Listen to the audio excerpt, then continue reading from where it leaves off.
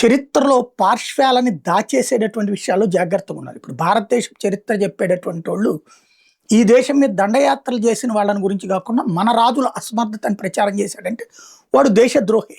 ఖచ్చితంగా దేశ ప్రజల్ని మోసం చేస్తూ అమ్ముడు పోయినోడు అనను కానీ తెలివి తక్కువ వాడు అంటారు. ఏ దేశానికైనా సరే వీరోచిత చరిత్రను గురించి ఎక్స్ప్లెయిన్ చేసి భవిష్యత్ తరాలను మోటివేట్ చేయాలి తప్పించి ఓడిపోయినది మాత్రం ఎక్స్ప్లెయిన్ చేయడం అంటే ప్రపంచంలో ప్రతి దేశము ఓడింది, ప్రతి దేశము గెలిచింది. ఓడిన విషయాలు దాచేసి గెలిచిన విషయాలు చెప్పడం ద్వారా మోటివేట్ చేస్తారు యువతరాన్ని. కానీ మన దేశంలో జరిగిన దరిద్రం ఏంటంటే రివర్స్. ఏదైతే ముస్లిం రాజులో లేకపోతే ఫ్రెంచోడో, డచ్చోడో, బ్రిటిషోడో ఇంతమంది వచ్చారు కదా, అంటే ఒకడు ఓడి ఒకడు వచ్చాడు, ఒకడోడు ఇంకోటి వచ్చాడు.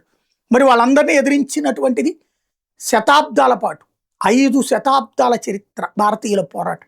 ఇవాళ మనం స్వతంత్ర బతుకుతున్నాం, కానీ మనల్ని మోటివేట్ చేసేటటువంటి విద్య కానీ ఏముంది అంటే లేదు. పైగా మనం అసమర్థులు అని చెప్పేటటువంటి వాళ్ళే ఎక్కువ ఉన్నటువంటి సమాజం.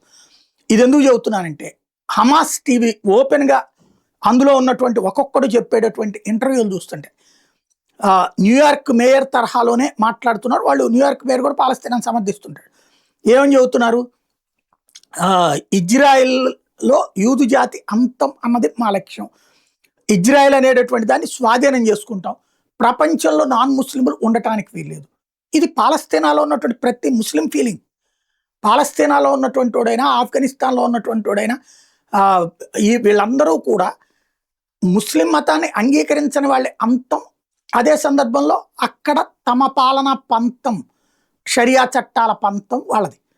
దాన్ని గ్రహించకుండా అయ్యయ్యో వాళ్ళు బాధితులు, వీళ్ళు బాధితులు అంటూ ప్రపంచాన్ని కన్విన్స్ చేయబోయి ప్రపంచం మొత్తాన్ని సంక్షోభంలోకి నెడుతున్నారు వామపక్ష భావజాలికులు. వామపక్ష దేశాలైనటువంటి రష్యా, చైనాలో మాత్రం దీన్ని ప్రోత్సహించారు. అది స్పెషల్ ఇక్కడ.